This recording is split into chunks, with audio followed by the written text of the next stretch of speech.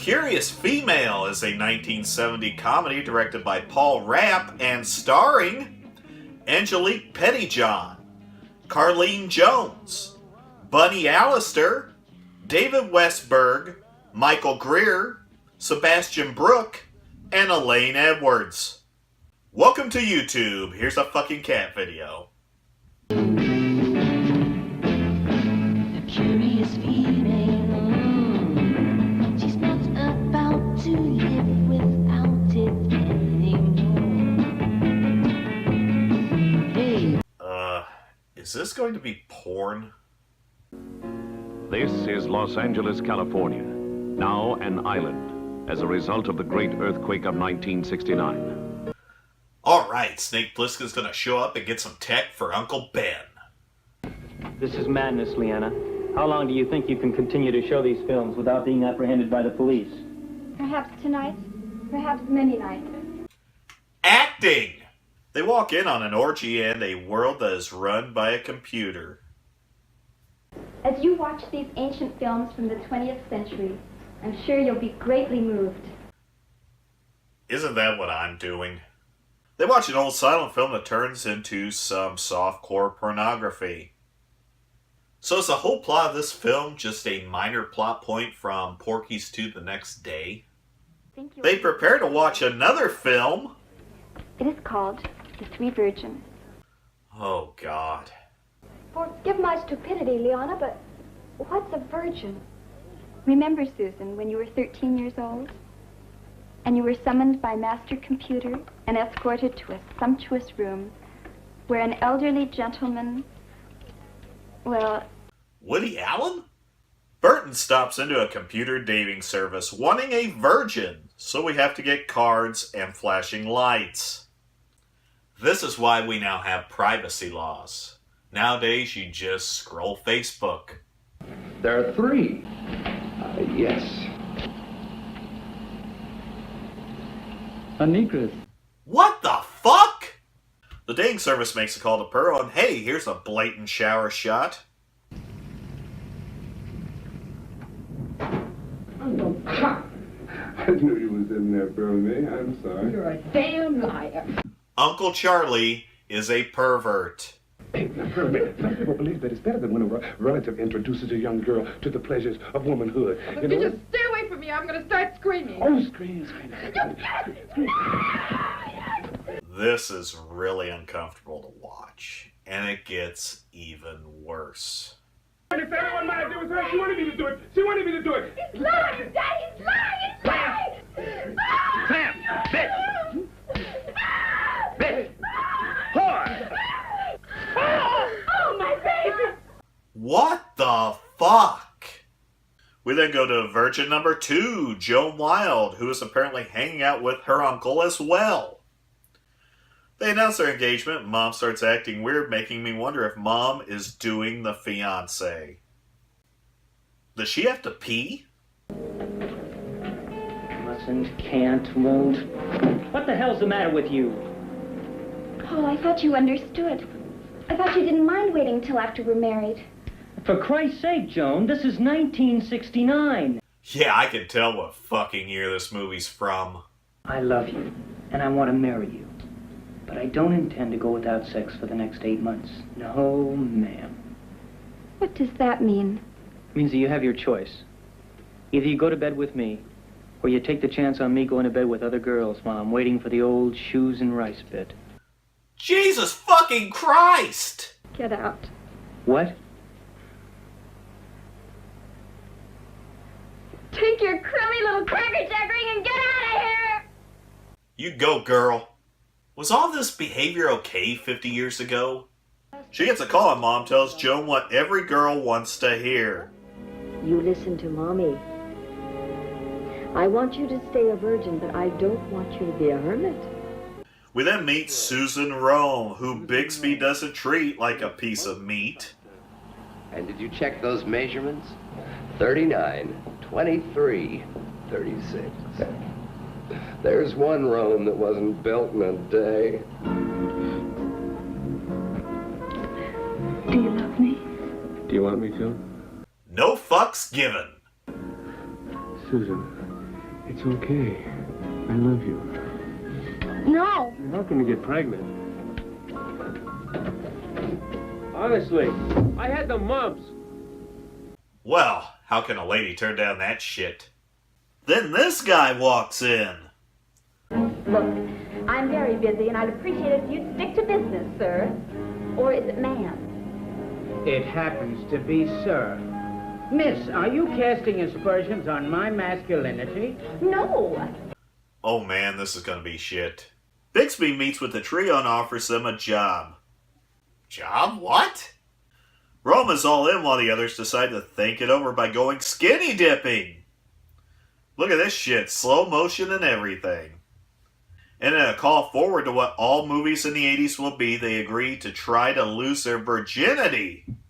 I'm not saying that we should run right out and rape the first guy we see, but... What?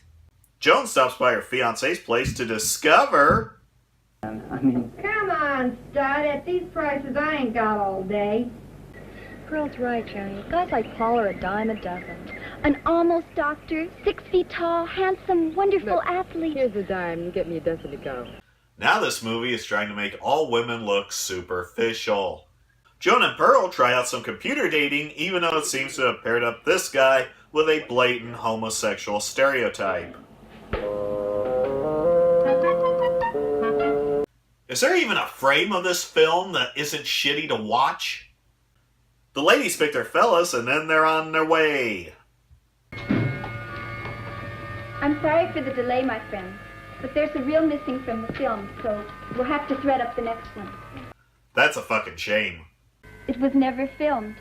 The producers ran out of money the day it was to be shot. Run the projector, Jarrell. Hey, this bitch is doing my bit.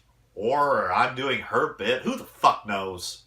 Then this guy comes back because he was paired up with an underage Elizabeth Warren. Now look here, Cupid. I have just about had it with you, baby. Are you listening to me? Don't raise your lights to me. Shut up. How I would love for that computer to Superman 3 his ass right now. Susan gets a job with Burton and Pearl hangs out in an acid trip strip club. She runs into classmate Andre and pretty much gets invited to an orgy. You have just got to be the most together chick that I've seen in a long, long hour. No offense, but you see, man, the brothers wouldn't understand it if I was to wind up with a honky chick. Wow, that guy is all kinds of smooth. Across town, Joan works on picking up middle-aged guys in restaurants. Then we go to Burton telling Susan why he hired her as a personal secretary and hostess. And it is my assumption that any girl of your age and experience who is still a virgin isn't interested in wooing. Now, just a minute. Meanwhile, at the beach and at the hotel... I got an investment in you, and I'm not packing it in now. I've never done it before. Come on, don't hand me that. You're serious. You're serious. Gee, I'm glad that piece of information stopped him.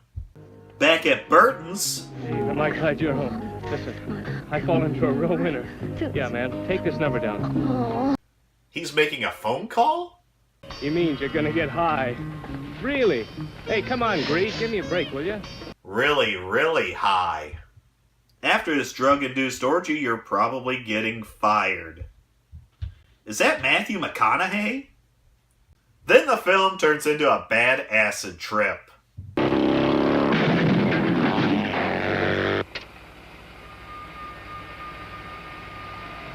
Is that it? Have the next reel ready in a minute. Damn. How do you like it so far? Oh, it's so beautiful. Such an interesting story, and the style of the cinema is so aesthetic. These filmmakers are really jerking themselves off right now. Joan calls her dad's friend from the hotel for another date, and Mom tries to get in her fiancé's pants. I fucking knew it with that pee walk. He denies her and gives her this parting gift for playing. Pearl goes out and meets these two charming guys. Now let's get going to the party. Look, I'm sorry, but I have another appointment. Uh-huh. With us, Aunt Jemima. Jesus! They assault her and this old guy saves the day. And then they have sex. At the hotel, Joan goes for a hookup with her high school principal. Pearl has a heart-to-heart with Andre, and by the sound of the music, we know where this shit is going.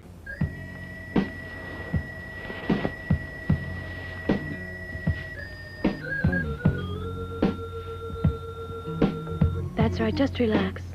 Coming.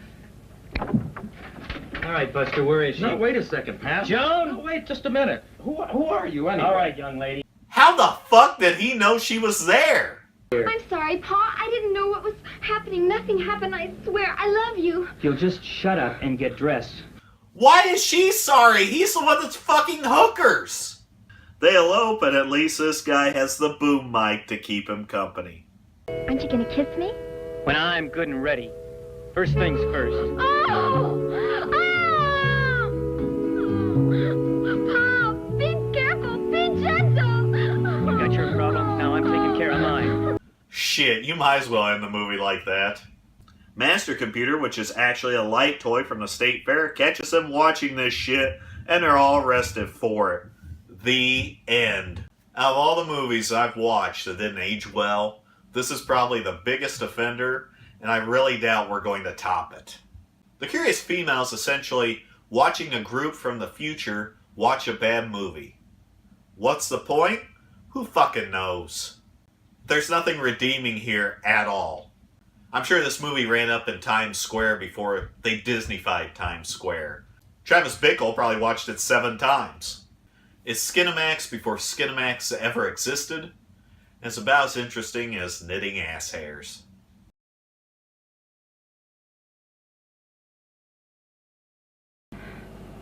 Are you happy with your sex life? If I were, would I be asking a strange computer for a date?